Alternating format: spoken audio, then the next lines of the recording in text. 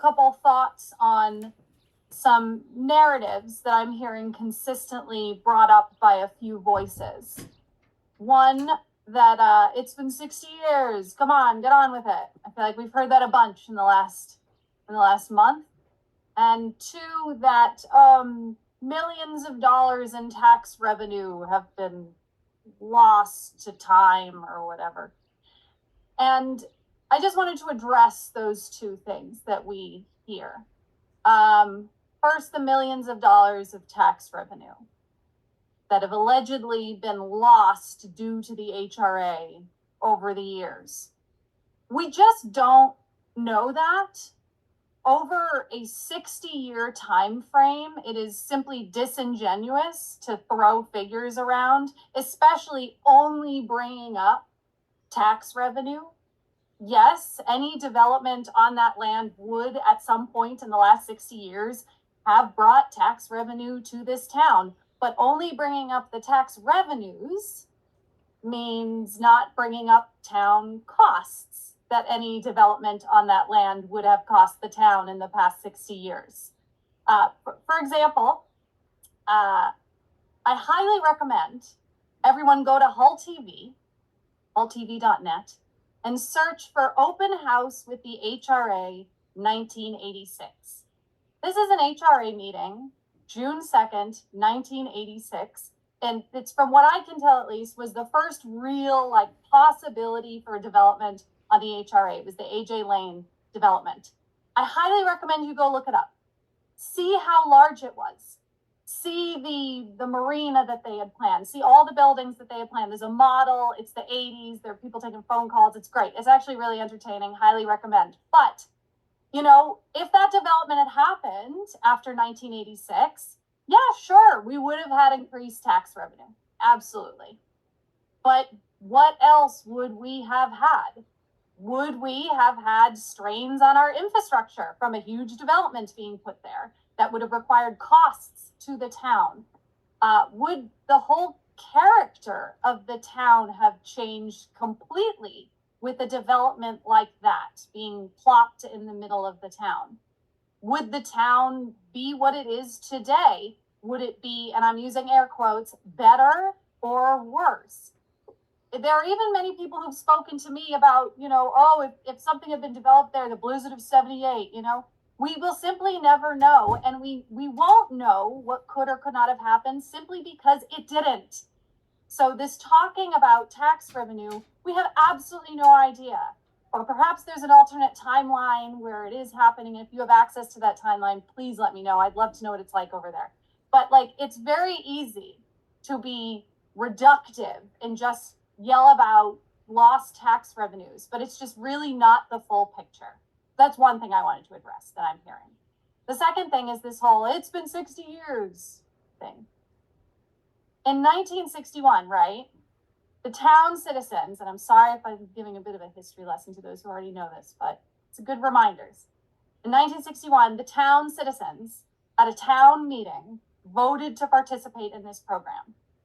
Right? The town chose to participate. They did not have to. The citizens could have voted no, but the Hull citizens in 1961 voted yes to participate in this federal program and to redevelop a section of the town.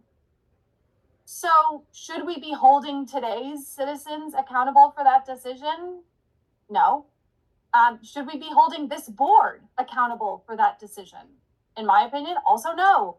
We are not the ones who made that decision. I, of course, was not even born or thought of, but we are the ones here today in 2025 trying to make some good out of that past decision.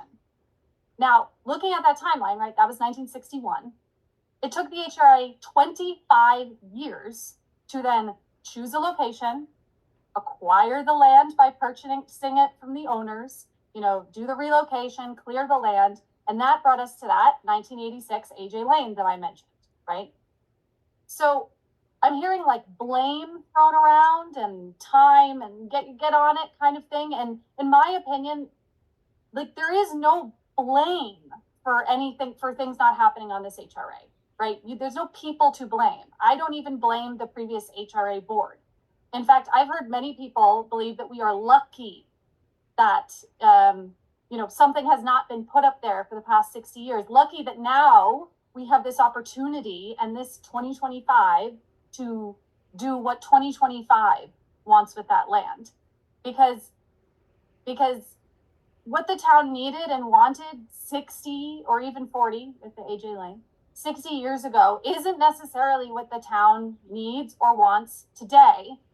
And again, I'm going to bring this up. I brought it up in my presentation last year, but if you remember, one of the original goals for the first HRA in 1965 included 3 goals. Third one was achievement of higher market values for properties in Hull. Now, I'm sure there may be some people listening who really want to sell their house, and maybe, yeah, they still want that.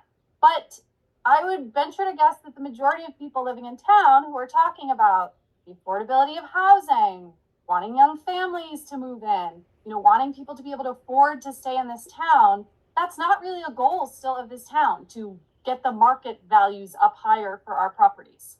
So again, in my opinion, we shouldn't be playing a blame game, right? Blaming old HRAs or even the current HRAs, right? There were market conditions, developers who went out of business, right? AJ Lane, and developments are at a scale that have been proposed that that the citizens didn't want.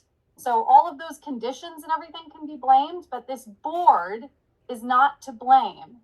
We are doing the best we can with the circumstances that have been dealt to us, and we all choose to be here Monday nights, trying to move the process in the direction that 2025 Hull, not 1961, but 2025 Hull would be happy to see us move. And I know, to speak personally, I just want to do the right thing, not the quick thing. I've been hearing a lot of we got to do something language. I want us to do the right thing, not the quick thing.